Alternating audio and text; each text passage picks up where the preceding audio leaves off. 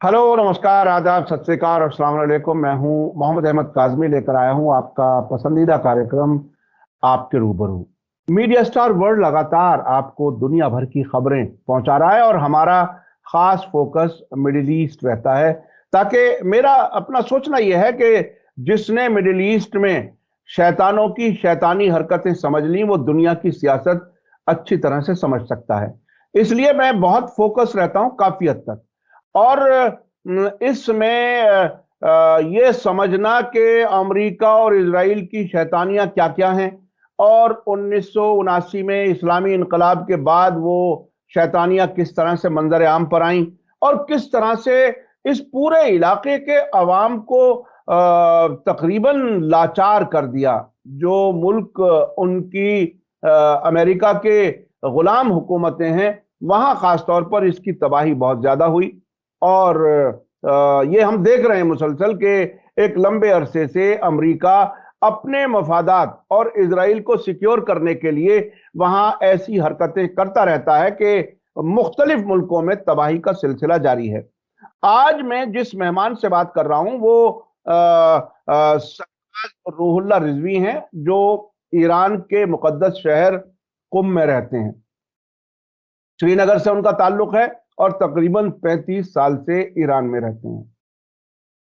उन्होंने वहां इंजीनियरिंग की तालीम हासिल की, उसके बाद कुम में मजहबी तालीम हासिल की, और इस वक्त वो एक पॉलिटिकल कमेंटेटर जर्नलिस्ट के तौर पर काम कर रहे हैं। वहां के मुख्तलिफ चैनल्स पर, ईरान के मुख्तलिफ चैनल्स पर सियासी डिस्कशन में, डिबेट में आप शरीक रहते हैं और उस इलाके को बहुत अच्छी तरह जानते हैं। सरफराज रूहुल्लाह साहब, रिजवी साहब, वेलकम है आपका। आपने पिछले दिनों ईरान के प्रेस टीवी पर कमेंट करते हुए ये बताया था कि 2001 से अमेरिका ने इस इलाके में अपनी फौजी मुदाखलत के नतीजे में 10 लाख लोगों के मरने की वजह बना है अमेरिका।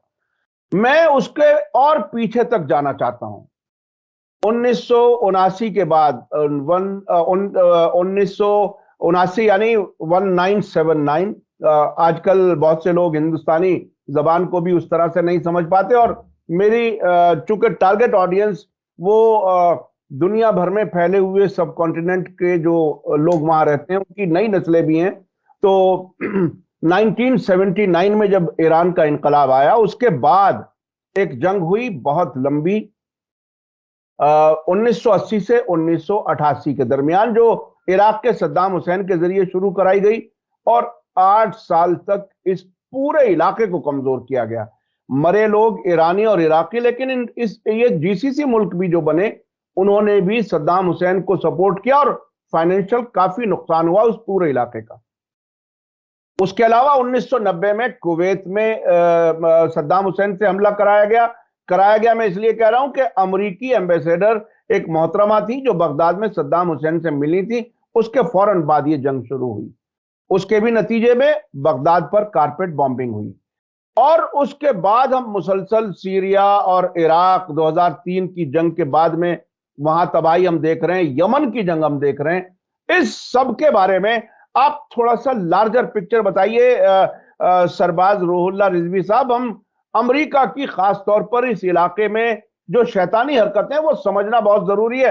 आम तौर पर लोग समझते हैं अमेरिका कोई सुपर पावर है, बहुत ज़हीन लोग रहते हैं, बड़े समझदार लोग रहते हैं, बहुत तरक्की की है। मेरा अपना समझना यह है कि अगर इस इलाके की लूट बंद हो जाए तो वही हाल होगा जिस तरह से अभी लंदन वगैरह में कहा जा रहा है कि एक वक्त का खाना कम खा रहे हैं लोग। आप कैसे देख रहे हैं इस पूरे इलाके में अमेरिका की तबाही, अमेरिका के जरिए की गई तबाही को? जी, बहुत बहुत शुक्रिया जो टाइम आपने दिया है मुझको। मैं भी सलाम, आदाब, नमस्ते पेश कर रहा हूँ जो भी जहाँ से जो हमारा प्रोग्राम है, ये वीडियो है, देखता है।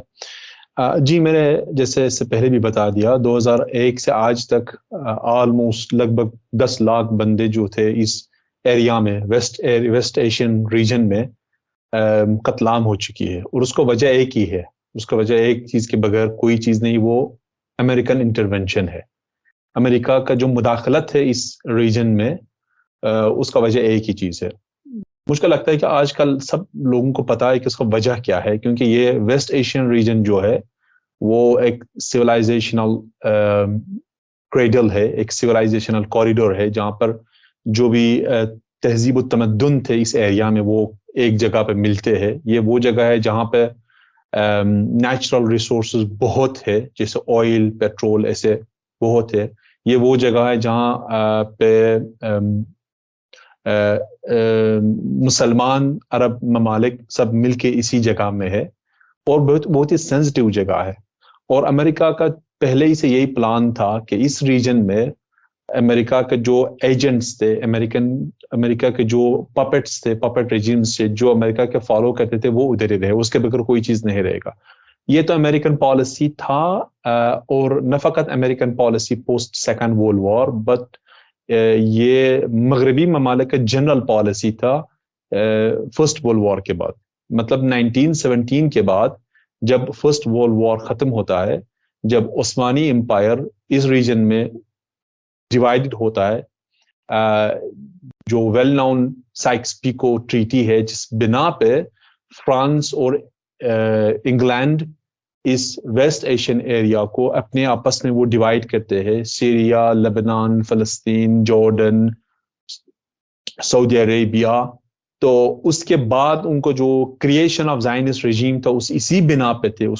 اس کے جو باضابطہ پلان تھا وہ یہ تھا کہ تاکہ اس ریجن میں ایک سپر پاور رہے گا, ایک چھوٹا سا پاور رہے گا, وہ زائنسٹ ریجیم, ان کا پلان یہی تھا کہ زائنسٹ ریجیم ہو جائے. اور اس کے بعد 1948 کے بعد, مطلب جس سال میں کریشن آف زائنسٹ ریجیم ہوتا ہے 1948 میں, تو مئی 1948, تو اس کے بعد 15 مئی 1948, اس کے بعد امریکہ کا جو پالیسی تھا وہ یہ تھا کہ اس ریجن میں کوئی طاقتور ملک نہیں ہونا چاہیے. غور کیجئے کہ یہ اس ٹائم ہے جب کوئی انقلاب اسلامی ایران نہیں تھا, کوئی ایران نہیں تھا, کوئی مطلب جو اسلامک ریولوشن تھا وہ اس کے بعد 40 سال بعد آ گیا.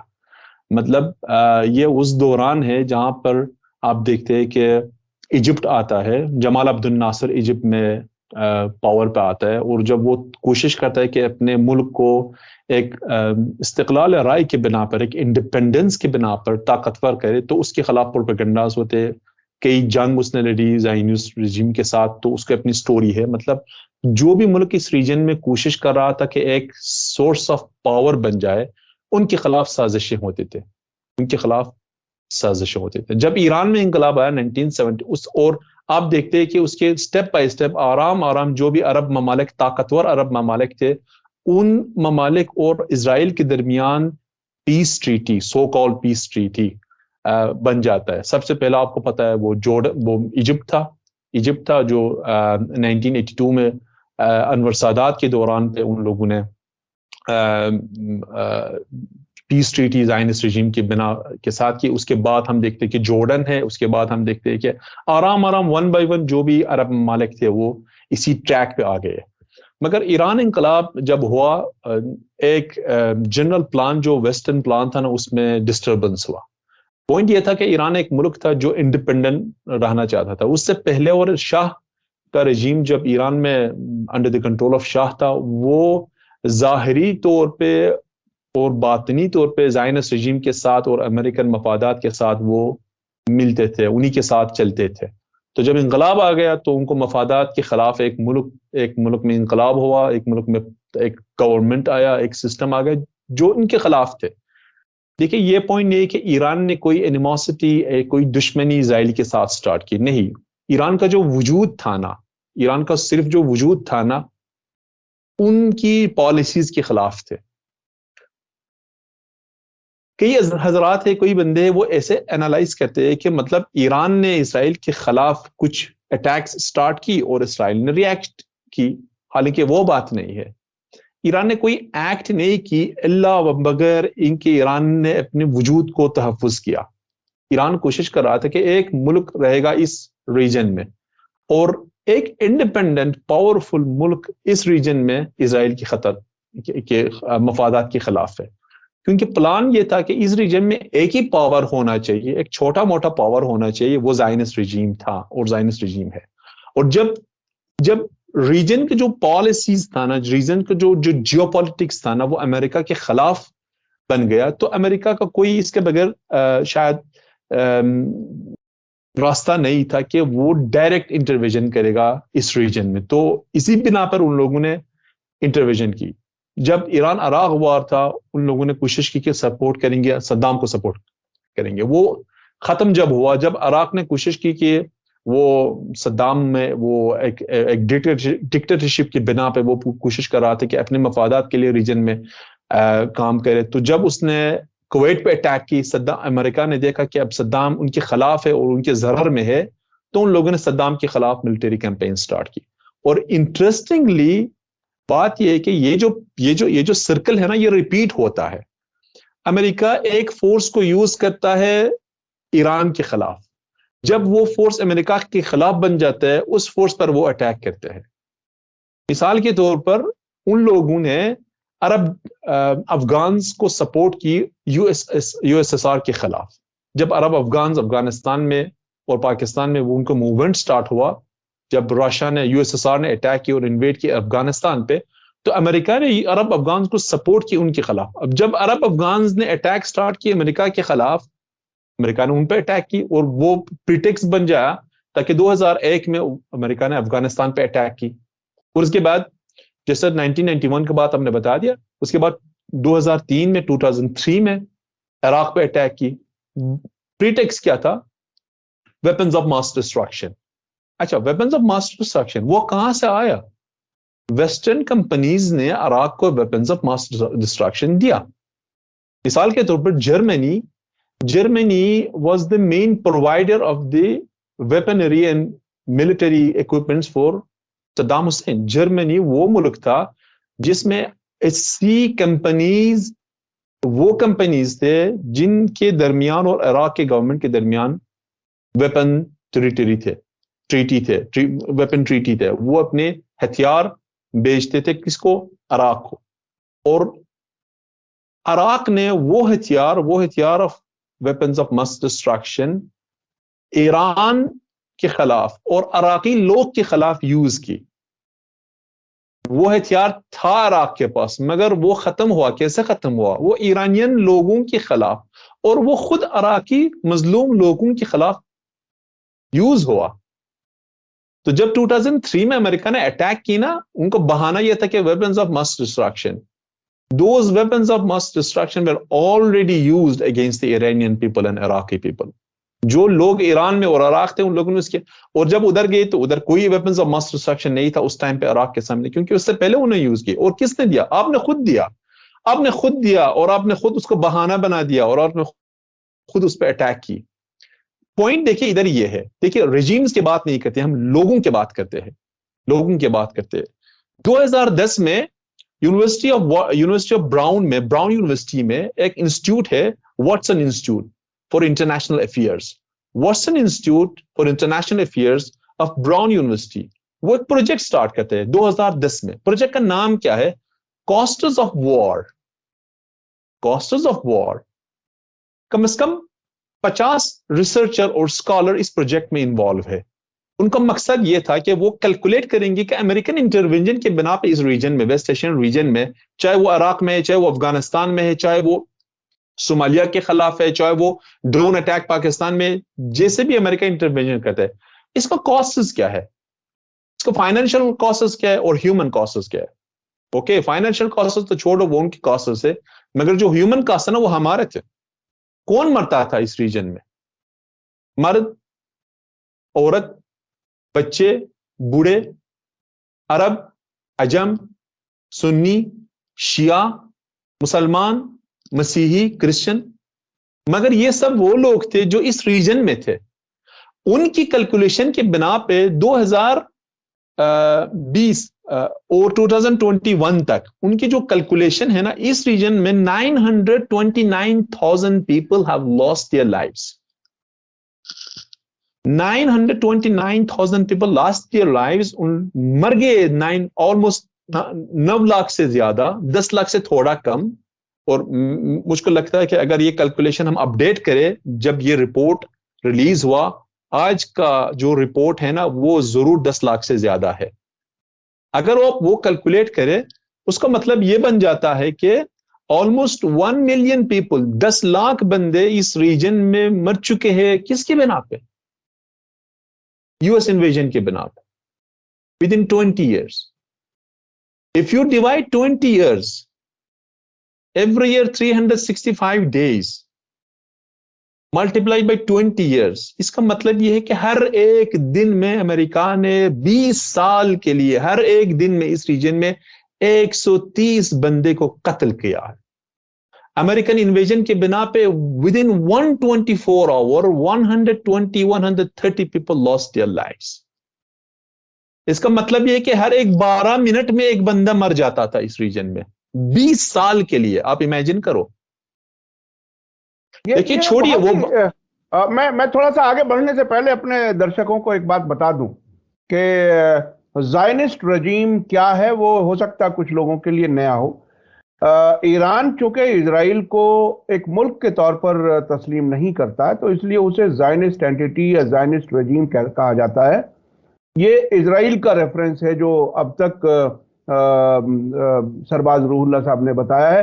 اور بہت کئی ملک ہیں جو اسے ملک کے طور پر اسرائیل کو قبول نہیں کرتے اور اسی وجہ سے وہ زائنسٹ رجیم کہہ رہے ہیں. جی آگے اپنی بات آگے جا رہے ہیں. جی اور انٹرسٹنگ یہ کہ مجھ کو لگتا ہے کسی ٹائم اس پر بات کریں کہ 1948 میں جب ووٹنگ ہوا نا یونائٹڈ نیشنز میں, انڈیا کریشن کے خلاف تھا. انڈین ڈیلیگیشن جب گیا نا یو این میں, India was that country who was against the creation of زائنسٹ regime, کیونکہ گاندھی جی کے سپورٹ فلسطینیوں کے حوالے سے سب لوگوں کو سب کو پتا ہے نا ان کا سپورٹ کیا تھا. He had a very genuine stand on the case of Palestine. اور انٹرسٹنگ آپ کو شاید کسی کو یہ معلوم نہیں ہے کہ جب انڈین ڈیلیگیشن یو این پہ گیا نا تو جب ان کو ووٹنگ کرنا تھا نا, Indian delegation was threatened by the Zionist lobbies in America. There are cases that they attacked, that they threatened, they tried to blackmail the Indian delegation. But due to the solid stand of the India at that time, thanks God, they voted against the creation of Zion. That's a story how they voted in UN. وہ تو ایک خاص story ہے. چھوڑ کے statistics کہتے ہیں, یہ میں نہیں کہتا ہوں, سرباز رولا نہیں کہہ رہا ہے. This is a research and I request, میں گزارش میری ہے کہ اب جاؤ اور سرچ کرو, خود ہی سرچ کرو, کیونکہ ریسرچ کا ڈیٹا بہت ہی تفصیلی طور پہ ہے, بہت تفصیلی ہے. میں تھوڑا ایک دو نمبرز اس کو بتا, مطلب کم از کم 38 ملین, مطلب آلموسٹ 4 کروڑ بندے ریفیوجی ہو چکے ہیں اس ریجن میں. 38 million refugees because of the wars imposed on the West Asian region by Americans. $8 trillion wasted on war in this region. $8 trillion. کم از کم عراق میں 3 لاکھ بندے مر چکے صرف عراق میں. مطلب 2003 عراق پہ اٹیک ہوا ہے, یہ وہ فگر نہیں ہے جب 1991 پہ اٹیک کیا نا امریکہ نے عراق پہ, وہ تو دوسرا فگر ہے, آپ کو وہ بھی معلوم ہے. You have to add that. اس فگر کے بنا پہ جسٹ 505 لاکھ بچے مر چکی ہے عراق میں due to the sanctions of United States of America against the people of Iraq. یہ تو so called against the regime of Iraq تھا. ریالٹی میں جو وکٹم تھے نا, کون تھے؟ لوگ تھے وکٹم. ایران میں بھی یہی سٹوری ابھی ہے نا. مطلب امریکہ کہتا ہے کہ ہم ایرانین گورنمنٹ کو سینکشن کرتے, چھوڑو. Even if you are against the Iranian government, even if you are not happy with Iranian stand, مطلب sanctions جو آپ کرتے ہیں نا, لوگ اس میں مر جاتے ہیں. کون مر جاتا ہے؟ لوگ پر پریشر آتا ہے, لوگ پر اکانومک انفلیشن, ہائی ریٹس, ریال ڈالر امبیلنس, ان کو جو نتیجہ جو ہے نا وہ لوگوں پر اثر آتا ہے. یہ جو فیگرز میں کہہ رہا ہوں یہ پوسٹ 2003 ہے, پوسٹ 2001 ہے, اس سے پہلے نہیں ہے. صرف میں اس ٹائم کو بتاتا ہوں کہ 300,000 people lost their lives in Iraq because of the US invasions.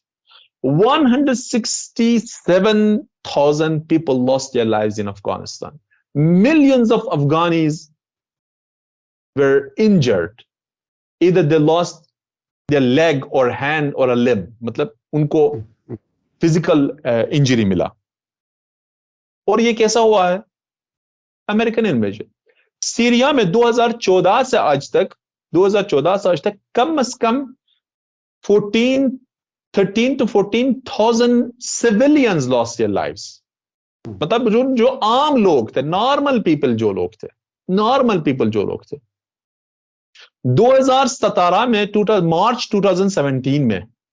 March 2017 میں امریکن ڈرونز الکرامہ پہ اٹیک کرتا ہے. الکرامہ کہاں ہے؟ الکرامہ رقہ کے سامنے 20 کلومیٹر رقہ سے دور ایک گاؤں, ایک شہر ہے, چھوٹا سا شہر ہے. اور ڈرونز ایک گھر پہ اٹیک کرتا ہے. وہ کہتا تھا کہ اس گھر میں داعش فورسز ہے, ISI فورسز ہے.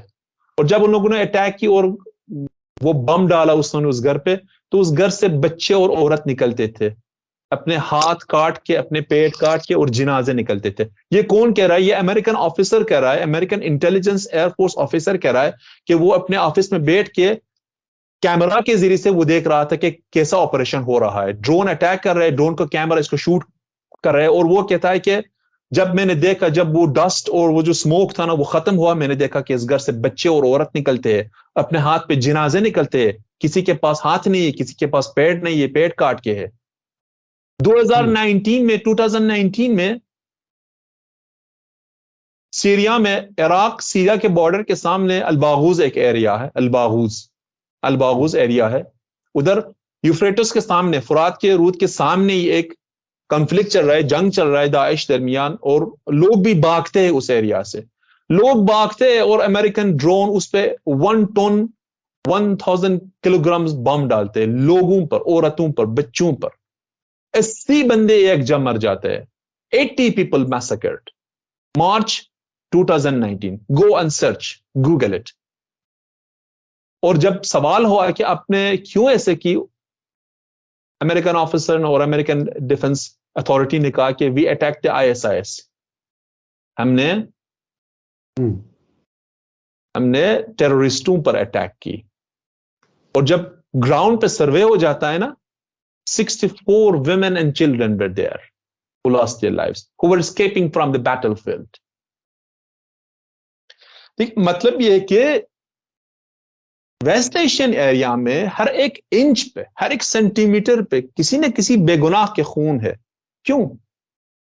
امریکن انٹرونشن سے. کیوں؟ Why you are interfering from thousands of miles away to our region to bring for us democracy, peace, by bombs, by drones, by rockets.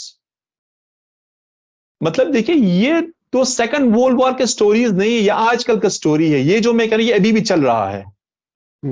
ہمارا انٹرویو آپ کے ساتھ کاظمی صاحب شاید 20 منٹ کا ہوگا. مطلب 20 منٹ کے دوران میں شاید 2 بندے مر چکے ہیں امریکن کی وجہ سے اس ریجن میں. If you calculate the same figure, every 12 minutes one person is dying.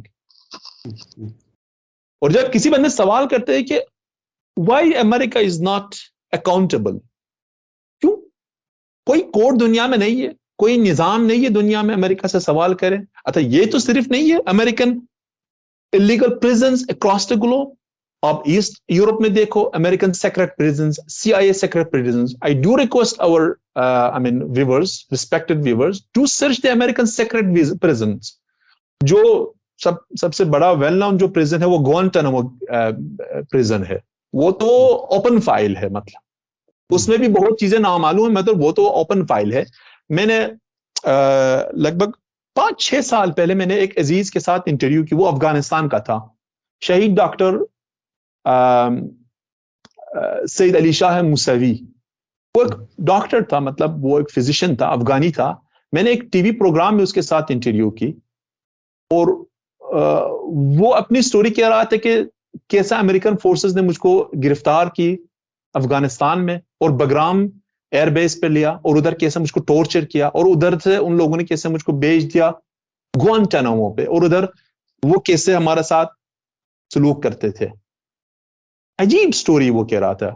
Unfortunately وہ داعش کے اٹیک پہ 2 سال کے بعد وہ شہید ہوا, افغانستان میں وہ شہید ہوا.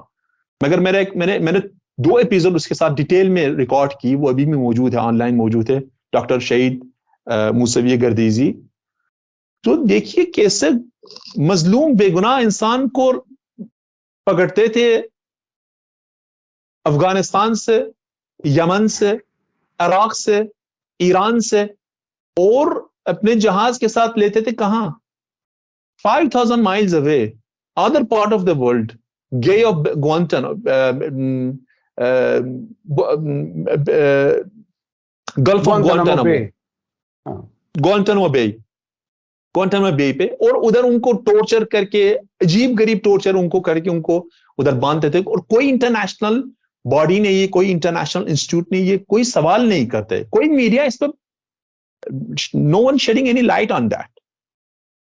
देखिए मुल्क में, देखिए दुनिया में तो बहुत ही चीजें होते हैं, हर एक मुल्क में अपने अपने मसाइल मुश्किलात है, हर एक जगह पे. देखिए सिर्फ ईरान नहीं है, ईरान में एक किस्म का मसाइल है, लुबनान में एक किस्म का मसाइल है, इंडिया में एक किस्म का मसाइल है, चाइना में एक किस्म का मसाइल है. देखिए मगर पॉइंट ये है कि देखिए हम 21st सेंचुरी में अभी भी देखते हैं कि एयरफोर्स उधर से आता है, एक दूसरे जगह पे लोगों को कत्लेआम करते हैं, इस लेवल और इस मैग्नीट्यूड और इस लेवल पे, और कोई बंदे सवाल नहीं करते. मेन स्ट्रीम मीडिया इस पर कोई डिटेल नहीं देते, किसी को मालूम नहीं क्या हो रहा है.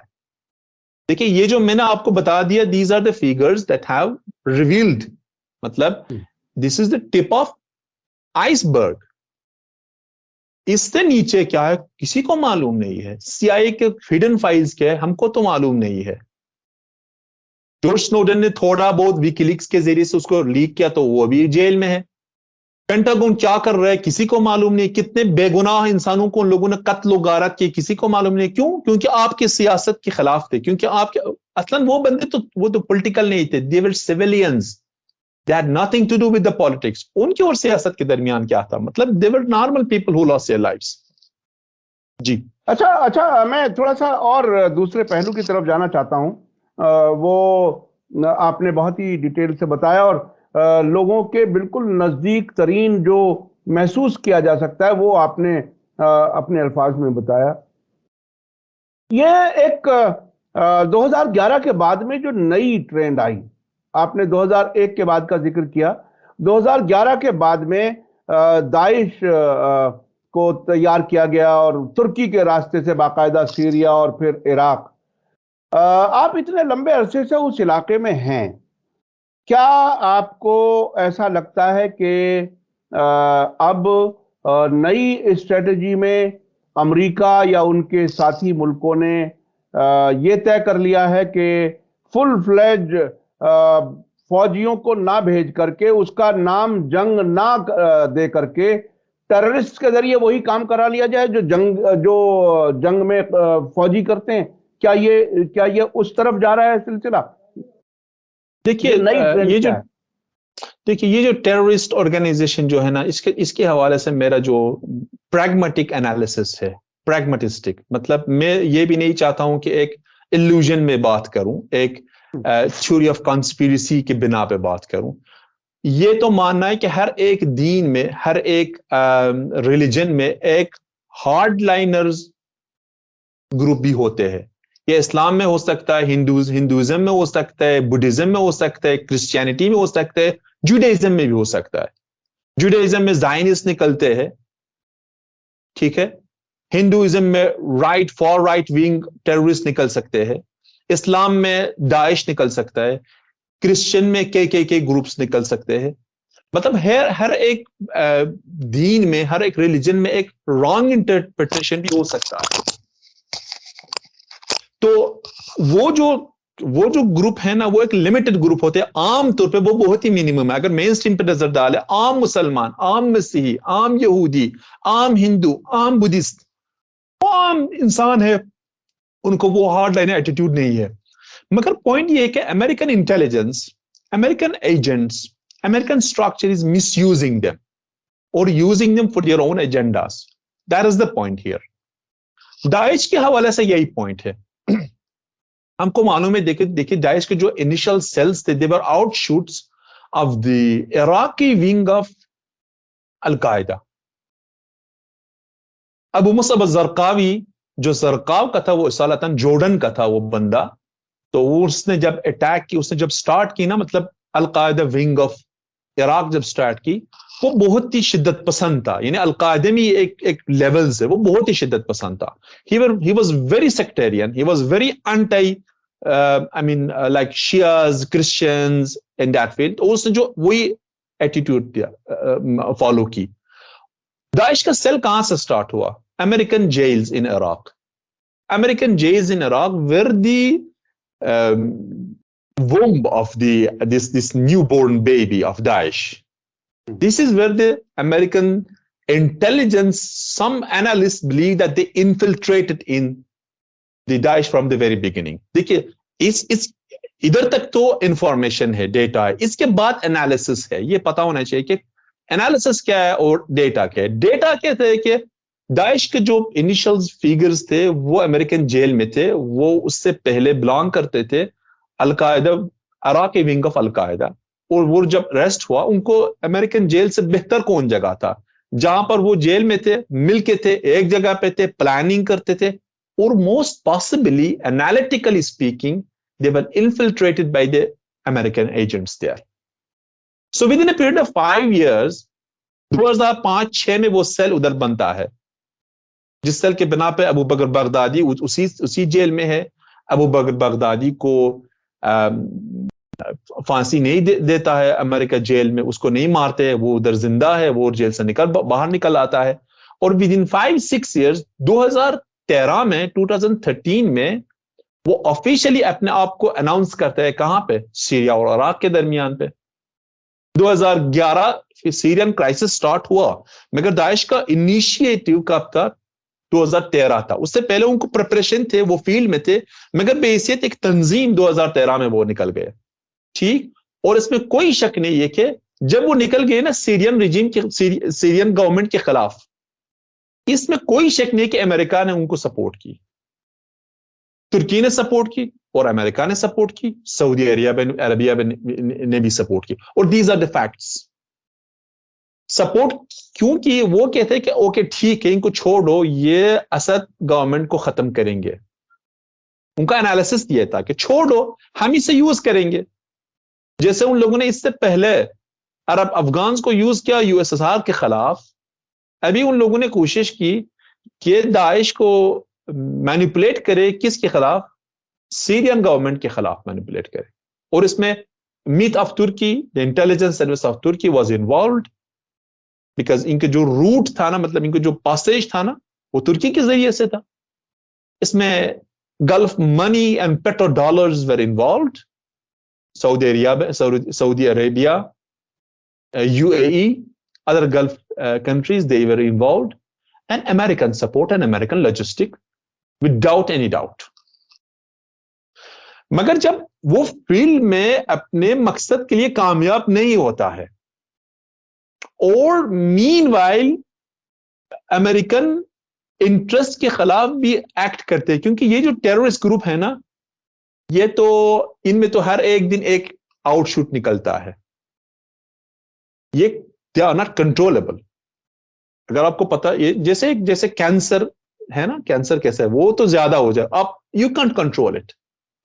तो जब आपने कैंसर को सपोर्ट की ना, कैंसर को सपोर्ट की, वो तो कैंसर तो आपको नहीं छोड़ेगा ना. They will revolt against you also. So they revolted. मतलब there were some Syrian sites like the Kurds in Syria, Kurds in northern Syria, who were aligned with the Americans, and they started fighting against them. Daesh started fighting against them also. Here America is intervening in Syria to support its own interests. 2014 America is involved in the war against, so-called war against Daesh. क्योंकि Daesh तो out of control हुआ, अब तो Syrian government भी उधर ही है, अब तो दमस्कस उसी के हाथ में है, लादकिया उसी के हाथ में है. मतलब they are one by one gaining new fronts in the Syria, so they started to intervene there. Point ये रहा है हर जगह और हर टाइम में कि ये जो टेररिस्ट ग्रुप्स है ना, इनको वो डबल यूज करते हैं. एक तो ये कि उसको छोड़ते हैं, एक तो देखिए टेररिस्ट ग्रुप जब आता है, जब गले काटते हैं, जब माइनॉरिटीज पे अटैक करता है, तो किसकी बिना पर करता है, इस्लाम की बिना पे, अल्लाहु अकबर कह के, ला इलाहा इल्लल्लाह के झंडे के साथ, मोहम्मद रसूलुल्लाह के झंडे के साथ. तो मीडिया लेवल पे वो तो कामयाब है, ruining the face of Islam and Muslims. हर जगह पे दुनिया पे कहते हैं कि मुस्लिम तो टेररिस्ट है. Secondly, manipulating them for their own interests, and if they are revolting against them, kill the terrorist and attack the terrorist and then say, I am the hero of fighting against terrorism. Iran نے سب سے زیادہ ایران سے بھی زیادہ سیرین government اور سیرین people, Syria کا جو لوگ تھے، پہلے سیریا کا جو لوگ تھے، عراق کا جو لوگ تھے، سیرین کا گورنمنٹ جو تھا، عراق کا جو گورنمنٹ تھا، اور ایران کا جو گورنمنٹ اور ایران کے جو لوگ تھے، اس کے بعد ان لوگوں نے داعش کے خلاف لڑا اور they gave their lives for them, not Americans. مگر آپ دیکھو 2019 میں 2019 میں امریکہ کہتا ہے کہ we won the war against Daesh. Their strategy is to make use of these groups at any time by ruining the face of Islam. اسلام کے خلاف پروپیگنڈا کرو، جو بھی گورنمنٹ آپ کے خلاف ہے ان کے خلاف آپریشن کرو ان کے ہاتھ کے ذریعے سے، اور ایٹ دی اینڈ اگر آپ اسی پہ اٹیک کرے کہو کہ میں تو ٹیررزم کے خلاف ہوں، میں تو کاؤنٹر ٹیررزم کیمپین کے ہیرو ہوں، کمانڈر ہوں، اور کریڈٹ میرے لیے ہونا چاہیے. Meanwhile, the number of people killed by the Americans at these levels, even Daesh has not killed so much people. Even Daesh has not killed. مگر point یہ ہے کہ میڈیا تو داعش ہے، داعش کو کون جسٹیفائی کر سکتا ہے، مگر امریکنز اپنی جو فیس ہے نا، اپنے جو میڈیا کے ذریعے سے اور مین اسٹریم میڈیا کے ذریعے سے they show a totally vice versa image of themselves to the world. تو یہ بہت ہی دلچسپ حقیقتیں ہیں جو آپ نے بتائیں کہ وہ کس طرح سے ٹیررسٹ کو یوز کرتے ہیں، بالکل جس طرح سے افغانستان میں سوویت یونین کے خلاف استعمال کیا، اسی طرح سے سیریا میں داعش کو استعمال کرنے کی کوشش کی گئی. یہ ایک ایسا کبھی نہ ختم ہونے والا کھیل ہے، ایسا لگتا ہے کہ مسلسل تباہی. اور اس علاقے میں آپ چونکہ نزدیک رہتے ہیں، آپ چونکہ دیکھ رہے ہیں بہت نزدیک سے، آپ اس کو محسوس کرا پا رہے ہیں. میں بھی بہت بار سفر پہ گیا ہوں اور بہت سی چیزیں میں نے محسوس کی ہیں. 2003 جنگ جو آپ نے واقعہ بتایا صدام حسین کے زمانے کا، یونائٹڈ نیشن کی جو پابندیوں کا زمانہ تھا، اس میں بھی پہلا سفر میں نے 2000 میں کیا تھا، اور اسی سرکار کے دوران، اور اس میں لوگ کھجور کی گٹھلی پیس کر کے روٹی کھانے کے لیے مجبور تھے. اس حد تک میں نے دیکھا ہے جس طرح سے لوگ کھانے کے لیے یعنی مانگنے والے لوگ نظر آتے تھے.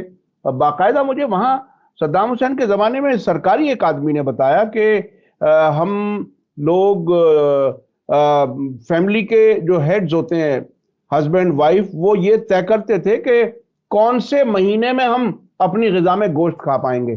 یعنی اس حالت میں ان کو رکھا گیا تھا ایسی پابندیوں میں. تو بہرحال مسلسل تباہی، لوگوں کو قتل کرنا، اس کے علاوہ حکومت جب تک ان کے ساتھ کام کرے اس کو سپورٹ کرنا، جب وہ اس سے الگ ہو جائیں اس کو پھر ختم کر دینا. جس طرح سے طالبان کی بھی حکومت انہوں نے گرائی اور پھر دوبارہ طالبان کی سرکار افغانستان میں وہی لوگ لے کر کے آ گئے. عراق میں ہوا یہ کہ جو میں سمجھتا ہوں کہ ان کا کیلکولیشن فیل ہو گیا. صدام حسین اپنے زمانے میں سرکاری طور پر یہ بتایا کرتا تھا ان کی سرکار کہ عراق میں شیعہ 49% ہیں اور سنی 51% ہیں. پتہ نہیں امریکنز میں وہ عقل نہیں ہوتی کہ وہ فیکٹس کو ٹھیک سے چیک کر پائیں، اور انہیں یہ ٹھیک سے انداز ہوتا کہ یہ 70% سے زیادہ شیعہ ہیں، اور انہیں یہ انداز ہو جاتا کہ یہ ایک اور ایران بننے والا ہے، تو یہ شاید کبھی صدام حسین کو نہ ہٹاتے. یہ ایک انداز ہے، اور علاقے کو آپ بھی بہت نزدیک سے دیکھ رہے ہیں. لیکن اب تو ساری تدبیریں الٹی ہوتی جا رہی ہیں. اب اسلامی انقلاب کے بعد میں نہ صرف ایران بلکہ اس کے ساتھ عراق، حکومت میں جو امریکہ کے ساتھ ہوتا ہے اس کا حال یہ ہوتا ہے کہ ابھی مصطفیٰ الکاظمی امریکی ایمبیسی کی سیکیورٹی میں گرین زون میں رہنے پر مجبور ہیں، تو وہ کوئی چین کی زندگی نہیں جی سکتے. تو وہاں بھی ایران کا اثر ہے، اور ایران کا اثر کا مطلب یہ کہ آزاد رہنے کی خواہش ہے. اس کے علاوہ سیریا، اس کے علاوہ لبنان، اس کے علاوہ اب یمن, تو اتنے ملک تقریباً آزاد ہو چکے ہیں اس خطرناک اس سے, اور ہمیں امید ہے کہ آنے والے وقت میں عوام کی حکومتیں ہوں اور یہ جو غلام بیٹھے ہوئے ہیں جو ان کے اشاروں پر کام کرتے ہیں, اور اپنے ان ملکوں میں عرب, عام طور پر عرب ملکوں میں, GCC ملکوں میں نہ تو کوئی اچھی یونیورسٹی کوئی نظر آتی ہے, نہ کوئی انڈسٹری نظر آتی ہے, بالکل پوری نسلوں کو تباہ کرنے کا انہوں نے انتظام کیا ہے. آخر میں کوئی اگر کنکلوڈنگ ریمارکس کے طور پر اگر کچھ کہنا چاہیں تو. نہیں, دیکھیے ہمارا نہ فقط اس ریجن میں, ہر جگہ میں ہم جب نکلتے ہیں اور دیکھتے ہیں, فار ایسٹ میں بھی دیکھو, کورین پیننسلا پہ نظر ڈالو, لیٹن امریکہ پہ نظر ڈالو, ہر جگہ پہ ہم دیکھتے ہیں کہ یہ جو امریکن انٹرونشن ہے نا, یہ لوگوں کے تباہی کے بنا پہ عمل کرتے ہیں. ضرور بات یہ ہے کہ امریکہ از ڈکلائننگ, اس میں کوئی شک نہیں کہ امریکہ کے پاس اتنا طاقت نہیں ہے, مگر میرا پوائنٹ یہ ہے کہ امریکہ تو ختم ہونے والا ہے اور زوال پہ, اس میں میرے لیے کوئی شک نہیں ہے. کوئی بھی انالسٹ جب دکھتا ہے کہ اس کا اندرونی صورتحال اور انٹرنیشنل صورتحال کیا ہے, مگر پوائنٹ یہ ہے کہ there should be a system of taking America responsible, accountable for what they have done. جو ان لوگوں نے بشریت کے خلاف crimes against humanity, war crimes, genocides, massacres, اس پہ ایک کورٹ ہونا چاہیے, عدالت ہونا چاہیے, اور اس عدالت کے لیے سب جو مستضعف ممالک ہے, جو اپریسڈ نیشنز ہے, جو ورلڈ ساؤتھ ورلڈ ہے, ان کو یونائٹ ہونا چاہیے. We need a US free world, a world free of the US interventions, انشاءاللہ. بہت بہت شکریہ. امریکہ کی مداخلت کے بغیر دنیا چلے تو آزادی کا سانس لے اور اپنے سبھی ملک ترقی کریں اور بہتر حالات میں دنیا پہنچ سکے. بہت بہت شکریہ سرباز روح اللہ صاحب, آپ نے وقت دیا. اسی کے ساتھ مجھے دیجیے اجازت. دھنیہ واد, شکریہ. جے بھارت, جے ہند. میڈیا اسٹار ورلڈ کے اور ویڈیو دیکھنے کے لیے ہمارے چینل کو سبسکرائب کریں اور سیدھے نوٹیفیکیشن پانے کے لیے بیل آئیکن دبائیں. اور اگر ہماری خبر سچی اور اچھی لگے تو اپنے واٹس ایپ, انسٹاگرام, فیس بک اور ٹویٹر اکاؤنٹ پر ضرور شیئر کریں.